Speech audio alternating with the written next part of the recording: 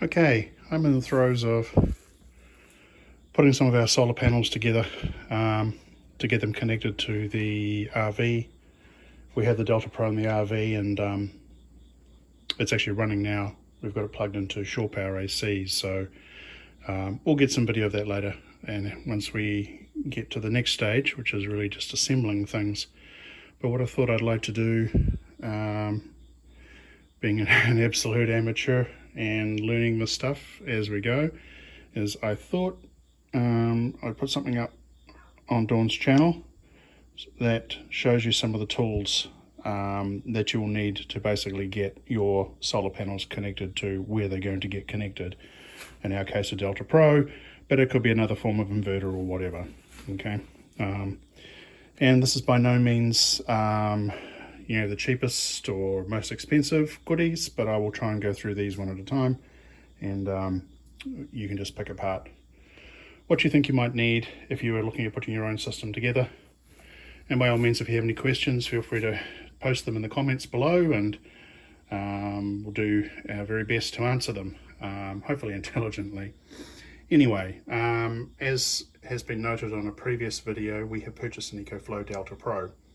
One of the things that the Delta Pro requires is an XT60 cable.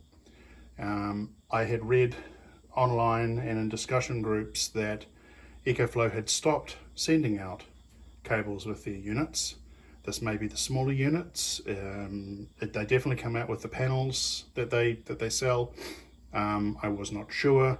I do know that for the EcoFlows at least, it's an XT60i, because I believe it has some extra smarts in there, or an extra grounding in the plug end to allow just an extra couple of amps of oomph availability.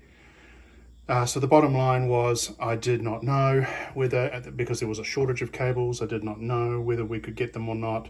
So I purchased a generic one, made in China. This is an XT60 cable, which is supposed to be able to do the job. However, just in case, I could not find one, or they could not send one, because they were actually showing out of stock. Lo and behold, when we got the EcoFlow,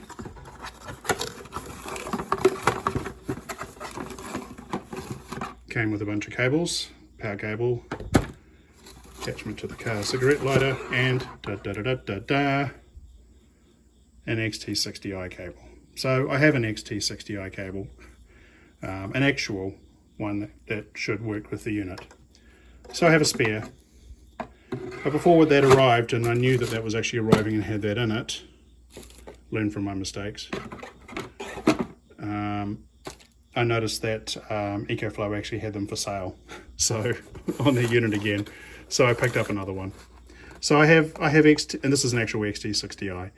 Well, I hope it is, because it's sold by EcoFlow from their website directly. So one would certainly hope so. But anyway, I digress.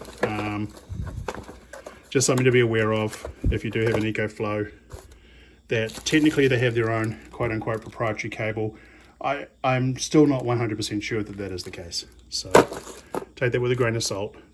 They're not expensive. They're about 25 bucks. Well, not expensive being relative term.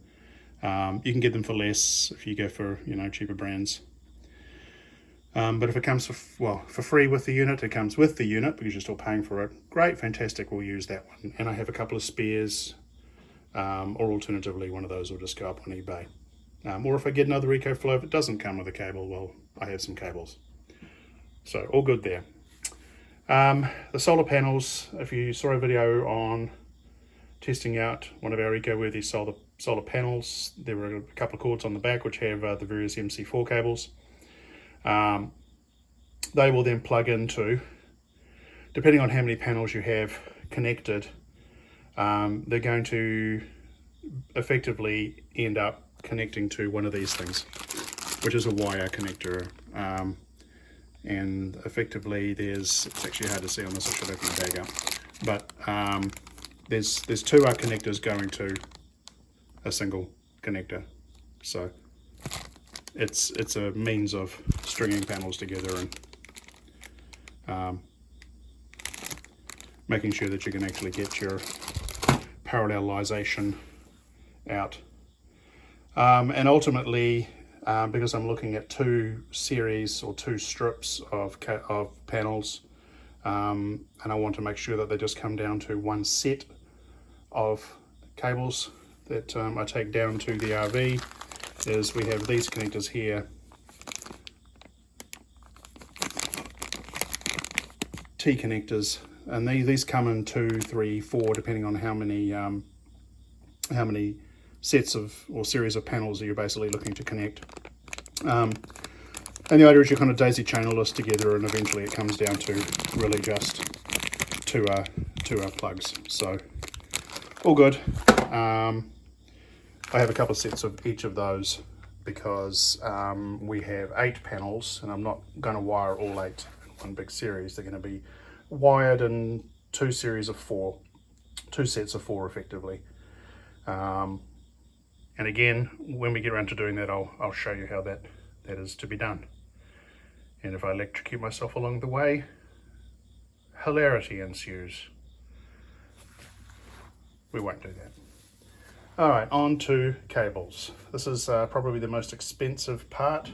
I can't remember how much these are. These are not super expensive. I think I went with, oh no, actually these are the ones that came with the EcoWorthy. So I think these are about 17 bucks a pair.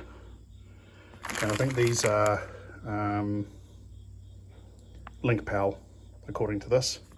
There's LinkPal does these. I think Bouge RV does them as well. I just get a lot of this stuff off Amazon, but of course you can go to their websites and order as well, which is what I'll probably do in the future. But for now, because I didn't know what I was doing, I just went with various options to try them out. And that kind of applies to the cabling as well. So a couple of things about the cabling. All of this is 12 gauge, 12 AWG. The important thing to remember here is the lower the number, the better it is for pushing high amounts of current through it. So then effectively you're going to be rating that on how many amps you're actually pushing through. 12 AWG, we're not pushing through more than 20 amps, so that's more than adequate. And I went with 12 AWG because the panels themselves, the cables on the panels themselves are actually 12 AWG as well. I could go 14, they're a little cheaper because less copper, or you could go 10 if you really wanted to be, absolutely sure. When we get our full array further down the line, 10 may be the way that we go, and that will be an expensive day. But and by expensive, I mean each of these, I can't remember, depends on the size and length. They you could be looking at 100 foot, could be probably by then probably a couple of $100. But anyway, the fewer the cables that you have to run, the better. So if I had to run, this is a 50-foot length. If I had to run 4 of these for whatever reason, that would be really stupid. I would be better off actually spending some money to get everything properly connected at the solar panel end, and then just run one set of cables back to where they need to go, or even 2 sets of cables if I really need to, if I had 2 inverters or whatever. But anyway, let's just go quickly through these. These are various types of cables, and they come in various lengths, and I'll tell you why I chose the lengths that I did. First things first, the oddball. This is a 20-foot length. Okay.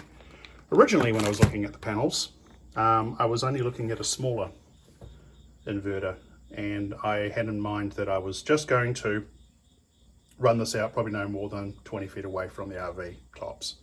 So did not think I would really need a particularly long set of cords. I got some mounts for that, for those 2 panels, which I have now effectively in storage, and I just have one set of those cables. So that's a 20-foot length. That's, if I decide I want to move something closer, or even just get a couple of extra panels for miscellaneous charging, certainly that is not going to be wasted. It wasn't an expensive item. I have a 50-foot length, each of the 2 colors, positive and negative, with connectors. And I should point out actually on these, let's just quickly look at this one if I can. These are Bouge-RV. This one I think is Gear IT. I'm not getting sponsorships on this. It's just me experimenting with different suppliers. And most of these things I got off Amazon as well. You may see here, kind of sitting loose in the pack, there are some connectors there. This is a do-it-yourself connector on one end. And you'll see that, you know, the connectors are there on that end. And on this other end here, there's some caps where the cables are actually bare. And the reason for that is that you may want to put these into a combiner box. And some of the combiner boxes are wired. You don't have the connectors on the other end. You slot them through the holes and tighten them up. We don't have that, so I will actually be putting the connectors on the ends of those, and we'll be using them. And the reason for that will become apparent in a few minutes. So 50-foot length, that's what I'm planning to use straight away when we get down there to Tennessee. 20-foot length, that's just for a rainy day for now. And I have two 10-foot lengths. And you're probably thinking, why 10-foot lengths if you're going to use a 50-foot length? And why two of those? Well, the reality of the paneling that I'm doing means that the actual width of the panels by the time I'm finished may not be actually able, the excess cables on the panels, the unconnected cables on the panels, get it right James, will not necessarily be able to reach to, you know, connect to wire connectors to make the join. So I needed some extra cabling. I could possibly have gotten away with a 5-foot length, and I may still do that, but 10 foot covers a multitude of sins. So again, grab some 10-foot lengths. These are not super expensive, and as you can see, I think these are Bouge-RV. Actually, these may be lengths that came with the. I thought these were Bouge-RV, but anyway, I digress. They've got the connectors on the end just in case you want to connect them. Yeah, they are the Bouge-RV. It says on the label. Ta-da! All right. So, very quickly summarise.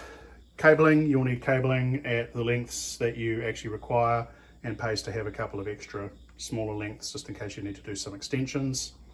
You need these Y connectors. If you have a lot of panels, you may want to consider, particularly if you've got a couple of series in parallel, you may want to consider some of these T's, so you can basically get them all connected and make life easier down the line. If you have a solar generator of sorts, you will need to have the appropriate connection to that. If you don't, that's a whole different thing, and when we get the larger rig, then, you know, we'll certainly go into the intricacies of that. But for now, pretty much there's that. But there is one more component. This is one that I actually had not remembered, and glad that I did. And that is, when you are dealing with these cables, particularly when you have them plugged into something like a solar inverter, you know, the cables are pretty tight, and these are all water resistant, so you don't have to worry too much about, you know, rain and stuff at the connectors. But they are, you know, hard to pull, and there is current flowing through them. So imagine this, plugged into the EcoFlow, plugged into my solar panel array, decide I have to go and disconnect it because I'm doing some work or moving the Delta Pro, and then I have to go and pull the connectors. There's going to be surges and all manner of things going on. Bottom line is, it just isn't safe. So it is recommended that you, and I probably overkilled on this, that you basically have an isolator switch, which is what this is. And really it's just, I think this is good for 1200 volts. So it's, and I can't remember how many amps, 100 amps I think. So it's definitely overkill. But the point of it is here is that it's a switch that you can turn the current from the panels to the EcoFlow generator on and off. The Delta Pro does not have, per se, an on-off switch for solar and AC going into it. It has an on-off switch for current flowing out of the battery, but does not have one for current flowing in. It's either plugged in or it's not plugged in. So if I have my cable, my XT60 plugged into the Delta Pro, and I will want to plug it into one end of this isolator switch, and then the other end of the isolator switch will be the cables going out to my solar panels. And if I need to do any work, or if I need to disconnect or move or anything with the solar panels or whatever, I can safely turn it off here. I can disconnect it from the Delta Pro after that if I want to, but basically there's nothing flowing to the Delta Pro that could, you know, short out a very expensive chunk of machinery. And that is essentially that. So yeah, solar panels are one thing, but these are other things that you do need to consider when you're putting it together. I will be honest, I think I have everything. I'm going to do a dry run soon. Might be after this, maybe tomorrow, we'll see. To get a couple of panels hooked up in series, and I hope you'll stick around for that. There's plenty of videos again on YouTube and elsewhere, as Dawn has mentioned on her videos, and I'll mention on my ramblings. You know, we're not doing this, we're not documenting this for for dollars and cents. We're documenting this because this is really new to us, and we're trying to just come in and vlog, is that the cool word, our experiences and some of the stuff that we're actually putting together. We're not wealthy people. We just want to make this work. We're going to make some mistakes along the way. We're going to overkill probably some stuff. You know, hey, 3 XT60 cables, woohoo! Yeah, that's $50 that I probably could have spent elsewhere. But anyway, I can always eBay them, or if, you know, one of the cables shorts out, then, you know, I have a spare.